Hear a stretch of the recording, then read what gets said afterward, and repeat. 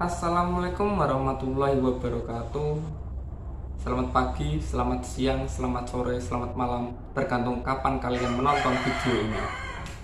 Perkenalkan, nama saya Jiwo Prasojo, NIM 190202614, yang akan menjelaskan materi mata kuliah Hadis Ahkam Jinayat yang diampu oleh Prof. Abdul Fattah Idris dengan tema demokrasi. Demokrasi secara etimologi berasal dari bahasa Yunani yang berasal dari kata demos dan kratos. Demos berarti rakyat dan kratio berarti pemerintahan. Maka demokrasi yaitu pemerintahan dari rakyat, rule by the people. Sedangkan secara terminologi, demokrasi berarti suatu bentuk pemerintahan yang kekuasaannya tertinggi berada di tangan rakyat, yang baik secara pemilihan dilaksanakan secara langsung oleh mereka, baik dipilih melalui wakil mereka dalam sistem pemilu atau pemilihan umum yang bebas. Nah, demokrasi ini hampir sama dengan sistem musyawarah yang diterapkan dalam Islam. Secara etimologi, musyawarah berasal dari kata musyawarah. Masdar dari kata kerja sawara yusawiru. Berakar kata shin, waw, dan ro dengan wazan fa'ala. Sedangkan suro atau musyawarah sendiri secara etimologi berarti suatu perkumpulan orang-orang dalam suatu majelis untuk mengambil suatu keputusan untuk mencapai mufakat bersama. Nah, masing-masing dari orang-orang ini bebas untuk mengungkapkan pendapat dari mereka.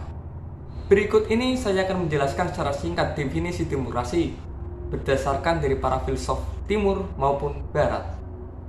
Menurut pendapat dari bapak filsuf dunia yaitu Socrates, berpendapat bahwasanya demokrasi lahir dari negara yang tidak mapan dan sakit-sakitan.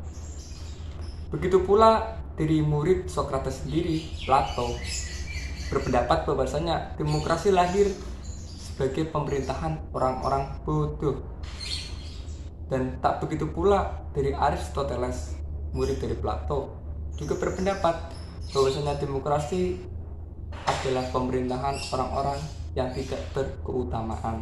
Sedangkan dari filosof timur, terutama dalam Islam, seperti Al-Farabi dan Ibnu Rushd berpendapat bahwasanya demokrasi adalah kebusukan dalam pemerintahan utama Madinah Fadilah. Berikut ini saya akan menjelaskan mengenai demokrasi dalam perspektif para ulama. Yang pertama ada Al-Maududi. Al-Maududi sendiri menolak keras mengenai demokrasi, sebab demokrasi sendiri sangat bertentangan dengan nilai ajaran Islam. Sebab demokrasi ini mengajarkan sekuler dan bersifat syirik.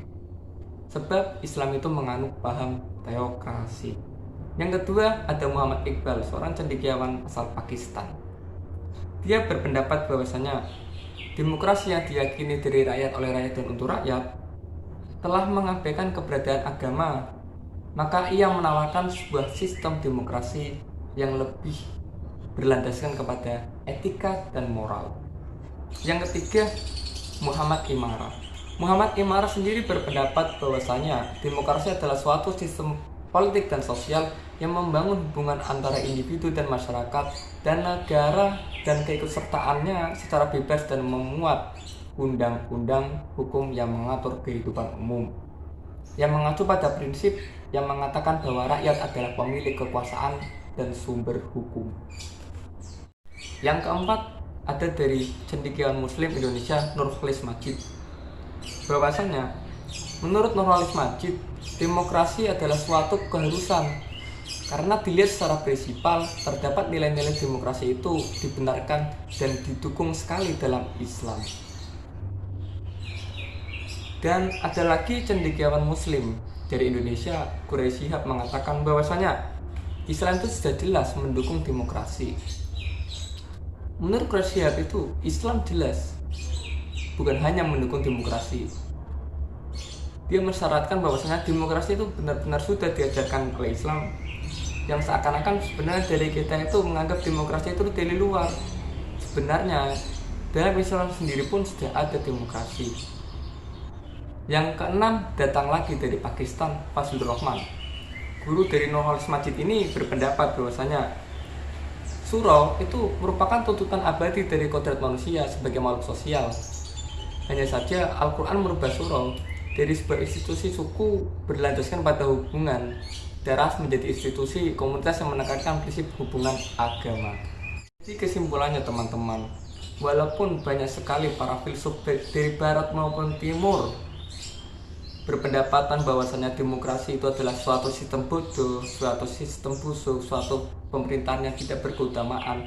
Akan tetapi semenjak adanya pemikir Islam modern seperti Nurholis Majid, Muhammad Imara, Fazlur Rahman dan kawan-kawan, bahwasanya demokrasi itu boleh asalkan berlandaskan kepada Al-Quran dan As-Sunnah. Sebab Islam sendiri sudah mengajarkan yang namanya demokrasi. Bahkan nama demokrasi atau surah ini diberikan dalam surat Asy-Syu'ara.